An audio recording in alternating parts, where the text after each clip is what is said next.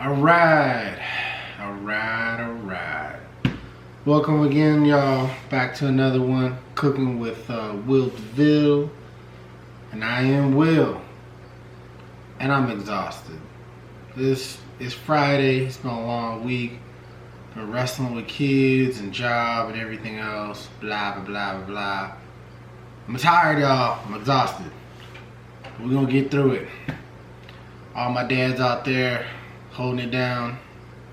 Keep up the fine fight. It ain't easy, but I know you can do it. I'm doing it. So what we got? Here we have a 10 and a half almost pork shoulder. This is bone-in. Did I say pork shoulder? This is a ham. My bad. This is a bone-in ham. All right. This is half of the ham. There is, here is, it's all the way down at the kneecap, I guess. Here's the shank here at the bottom. I don't know if you can see that. And then up at the top, this meaty part that cuts into like the thigh meat. So what we're gonna do is, you can't see it that well because it's in the bag. But what we're gonna do is we're gonna take it out of the bag, and I got this from Butcher Block here in Las Vegas. They're not sponsoring me or anything. I just giving them a shout out because man, they were protecting these things like they were gold. But here we have a full bone-in ham. My wife was able to go down there and sweet talk the guy and pick this up. We got this in November. It's now February.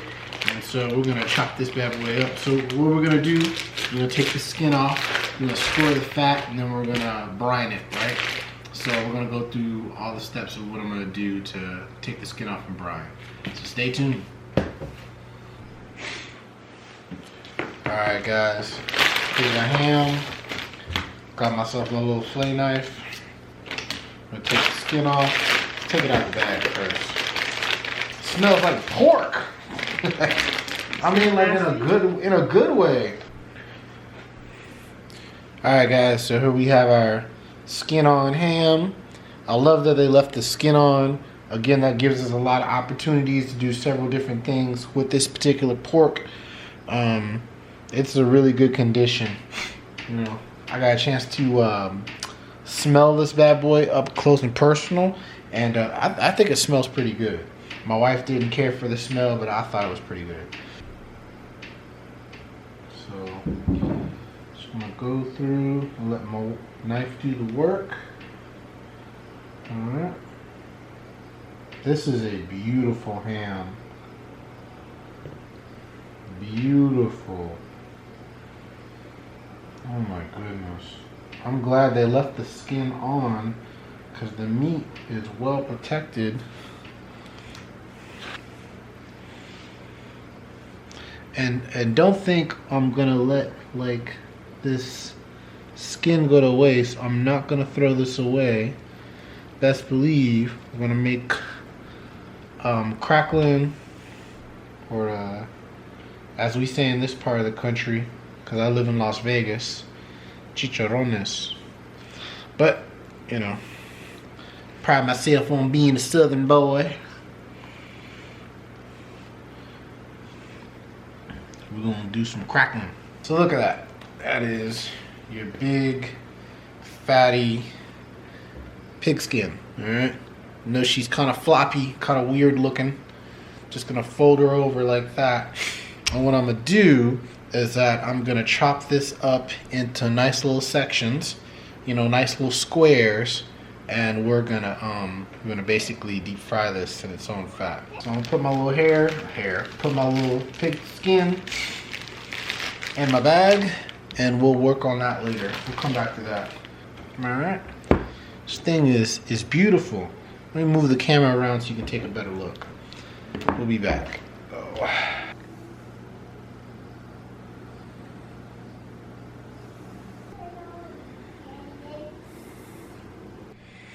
Alright guys, time to start working on our cure now. So in a pot of boiling water, well, my water's still coming up to a boil, I'm gonna add about a cup and 3/4 of salt. Then I'm about to add about 1.5 cups of brown sugar. Just regular old dark brown sugar, nothing too fancy.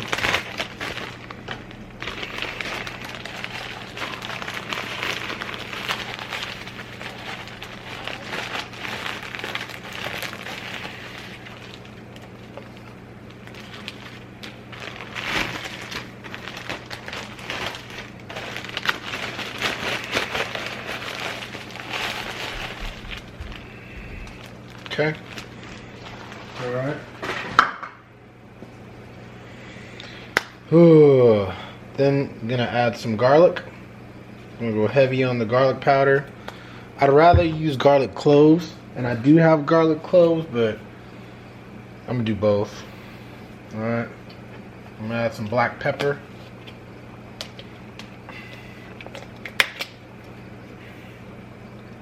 Oh yeah. We in there. All right. Next, you want to have maybe a little bit of dry mustard. I think I'm running low on the dry mustard actually.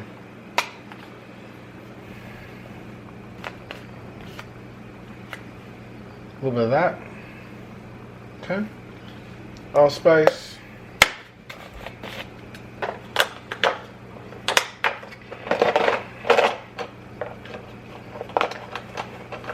I'll add about 2 whole sticks. I'm also going to add some cloves. Incorporated in the pot, and everything's all nice and incorporated.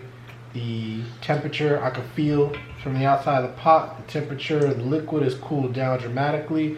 So now we're ready to enter into the bucket. All right. So there's one thing I wanted to mention before I start just dumping this stuff all in the bucket. Is that part of the brine is you need to have pickling salt, because you're going to cure this. So here I have this pink premium curing salt. Again, these guys, they're not paying me to say anything about this. It's just important that if you're going to make a wet cure, that you need to have salt. Baby, I'm making a video. Calm down. So, I'm going to add my liquid to the bucket. I'm going to add my ham to the bucket. And, of course, my pink curing salt. Since I got 10 pounds of pork here, I'm going to add 2 teaspoons of pink curing salt. And that should be enough. Pink curing salt, don't eat this stuff like it's regular table salt. It is harmful to humans. So, do be mindful of that. And I'm going to take care of my little monster. Alright, we'll be back at it. Alright, y'all. I hope this isn't upside down. So, if you take a look, this is my bucket. And if any of y'all recognize my bucket, this is the same bucket I brined my brisket in. I did my brisket video. But here's my bucket. It's got the whole ham in there. I was able to put that whole bad boy in there. Look at that. Pop that bad boy in there like that. Yep. So the entire pot of pickling liquid is in there. Put some ice in there. Man, she ready to roll. So now, I doubt the ham is gonna float, but just to be super safe, I'm probably gonna take a plate, like a regular old dinner plate, put it on top, and make sure that it doesn't go rising. But we're gonna leave this bad boy in here for just a couple nights. I'm being impatient, so I'm gonna just do a couple nights on this cure, and then we'll come back when it's time to smoke. All right, guys, catch you later. I guess I'm doing this because somebody want to be in the video so bad. Say hi to the people, Chanel. Say hi. Hi. Oh my goodness. Those times, especially as a dad, when you're like really, really tired, all you want to do is just go to sleep. But you want to make a nice meal for your family. You want to prepare something well for especially for your kids. You always want the best for them. So that's why we make these sacrifices, right? So we can enjoy a nice meal with our family, see the light in our kids' eyes light up. All right, go on, girl. That's what we do it for. So thanks everybody, to those of you who like watching and check the channel and check the videos. I just thoroughly appreciate it. If you like the content, maybe you can suggest some ways I can improve, because Lord knows I could probably improve a lot. And man, even if you just hate the video, you're like, man, this was garbage, this was a waste of time, just let me know, man, so I can try to improve and pump out better quality. Yes. Oh, we return. Yeah, but I'm gonna continue to do the best that I can and just make videos and try to cook good food. Yeah, so thank you so much, guys. Appreciate it. All right, say bye. Bye.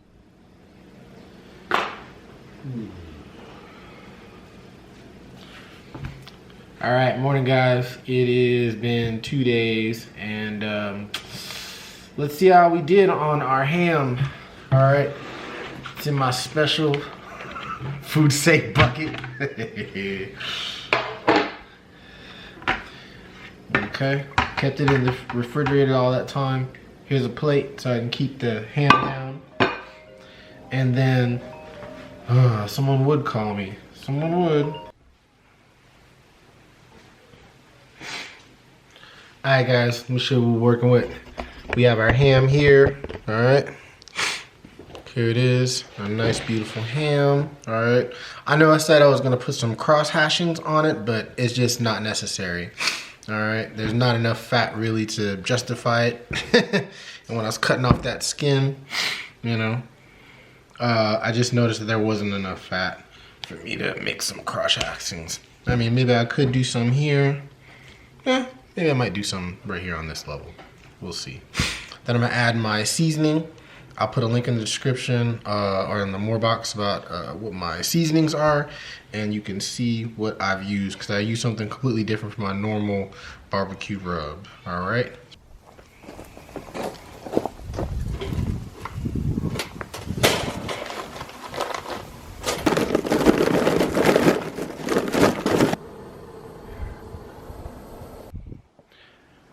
Alright guys, so as our chimney comes to smoke, I just want to let y'all know something. So I'm smoking on my Oklahoma Joe today, and I'm just getting one batch of coals started up as my my little fire starter. Today I'm going to be using hickory and pecan wood on this ham, and because of the cure, I don't think it's going to be that intense of a cook, but we'll watch it. We may need to wrap the ham so it doesn't get too dark. And then later on, there we go, love.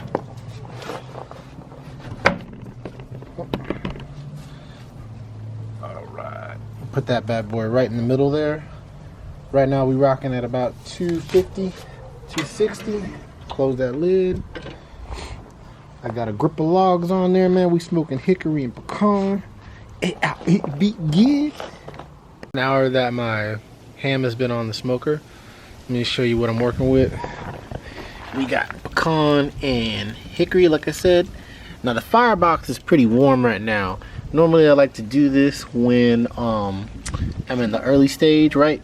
And I want to get as much oxygen as I can. But now the flames are starting to lap outside. Oh crap. I want to keep them flames going. Alright. Got my damper open all the way. And we're rocking and rolling at a good temperature. So here I'm gonna check it again, check my temperature, make sure my temperature is keeping even here, and make sure that everything's rocking and rolling like it should be.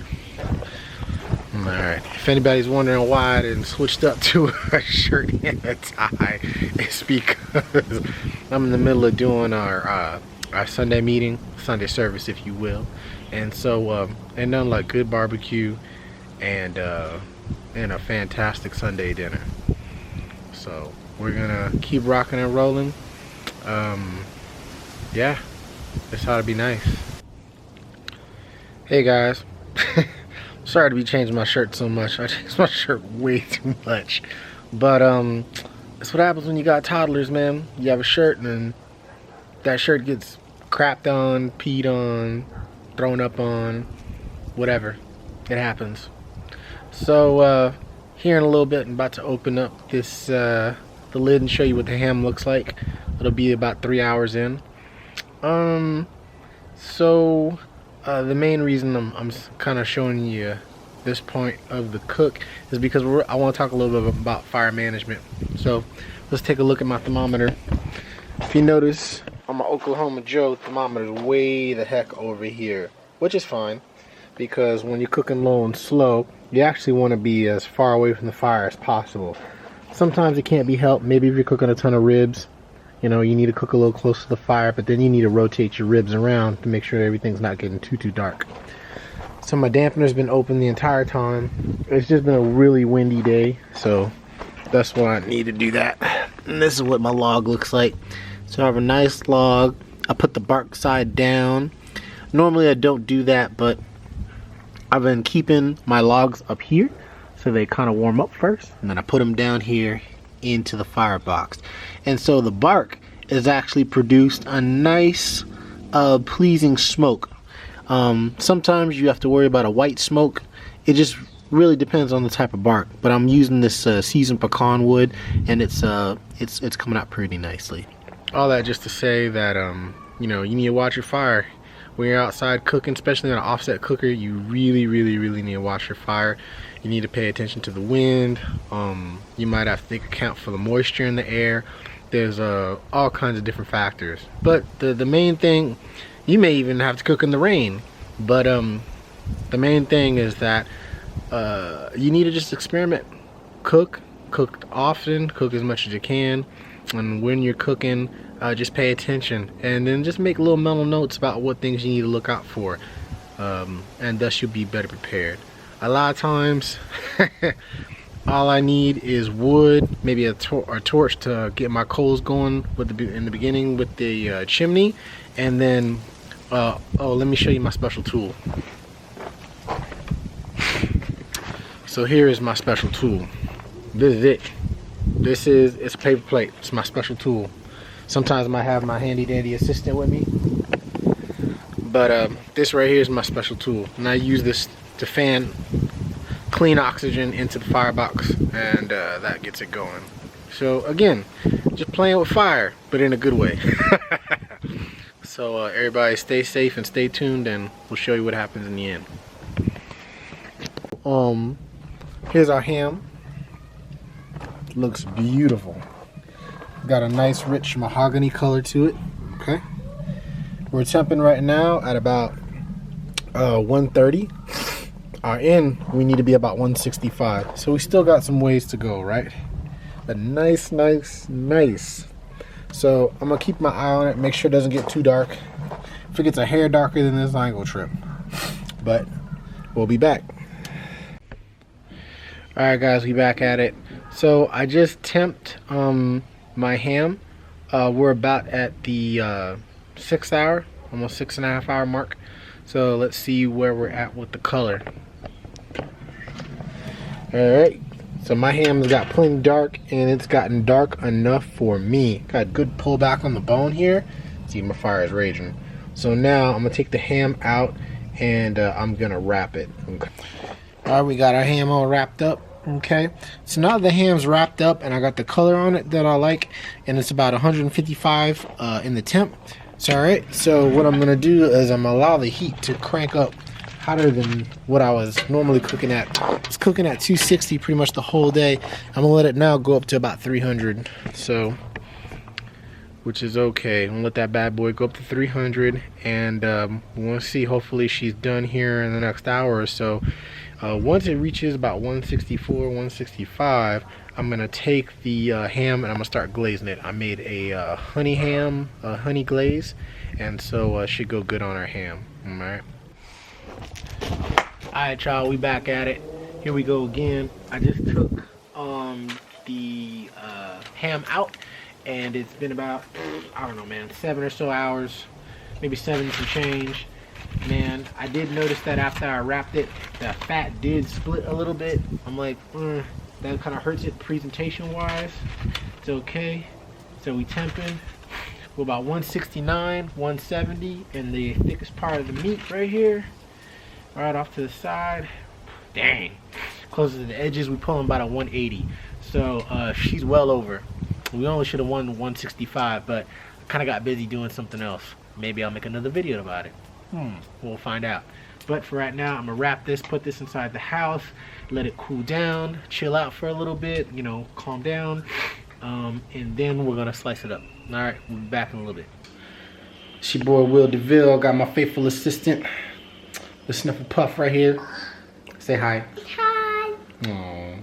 So yeah, so let's show you what we got done did. So we finished doing our ham, glazed it, let it rest. Been rested now for almost an hour, but it's still smoking hot. Then over yonder, I done finished off and made some cracklings here. These came out ridiculous. In fact, let's test them. Let's test them. Okay. Oh my god. Ça c'est bon, cher. Ça c'est bon. Oh my god. Merci beaucoup to my wife. This came out so good. You shouldn't eat too much of it, it's high fat.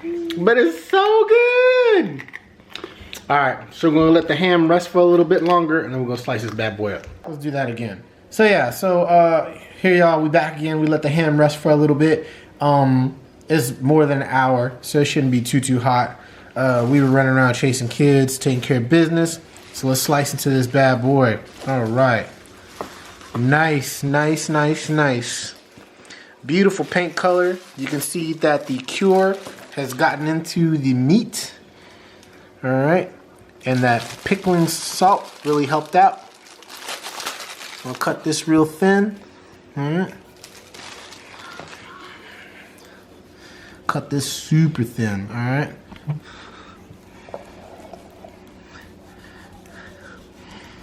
I love the fact that it's holding it together so well. This is not like making pulled pork or anything like that. You still want this meat to hold its shape. See how the composition, see how it still kind of holds together, right? Okay. See how it still kind of holds together? Okay. All right, we're gonna have a taste test. All right, Mom, here you go. All right, I'm gonna go. Here I go. Oh yeah. Good God.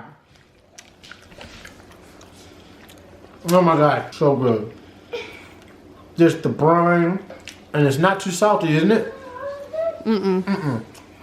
We had salt with the brine, and a little bit of salt with the I keep calling it brine. It's a wet cure. We had a little bit of salt there. Then we had some salt in the glaze. We had a little bit of that honey, a little bit of that brown sugar coming together. We had a little bit of heat in the back end, with a little bit of sriracha on that glaze. Oh my goodness, man. But the bark on it, because the rich smoke flavor was so good. That pecan and that hickory coming out, so good. Oh my goodness. No, if you ain't never smoked the whole ham before, you gotta smoke a ham yourself. It is delicioso. And then, I don't know if I'm gonna put on this video. I might make another video out of it. Just stay right there. Made cracklings with the skin. Remember how we took the skin off? Made cracklings that. Ça c'est bon. This might be the most Southwest Louisiana thing I've ever done.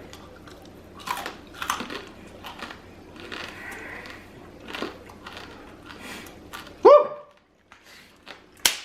That's good stuff. Oh my goodness. Now I'm going to need to run 5 miles to burn this off. Okay guys. Thank you guys so much for tuning in. This again has been Will DeVille. We're about to eat good tonight. Take care. Oh my goodness. I'm gonna cut a little bit of this out. Oh my God.